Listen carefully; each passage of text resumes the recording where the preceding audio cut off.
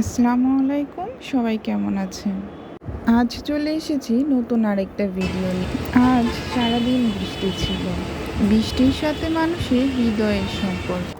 বৃষ্টি এলেই মানুষের মন শীতল হয়ে যায়। বৃষ্টির দিনটাকে আরেকটু স্পেশাল করতে আজ বিরিয়ানি রান্না করেছিলাম।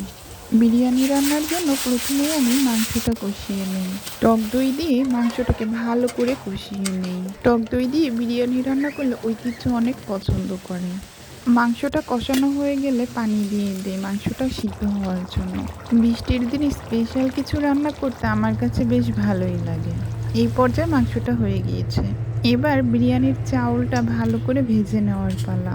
বিরিয়ানি রান্নার সময় পোলার চাউলটা সুন্দর করে ভেজে নিলে আমার কাছে মনে হয় বিরিয়ানিটা অনেক সুন্দর হয়। আমি সবসময় চাউলটাকে অনেক সুন্দর করে ভেজে নেই। চাউল ভাজা শেষ হয়ে গেলে তারপর পরিমাণ মতো পানি দিয়ে দিই। পানিটা বলক আসার পর দিয়ে দিয়েছিলাম আলু বখরা আর কিছুটা কিশমিশ।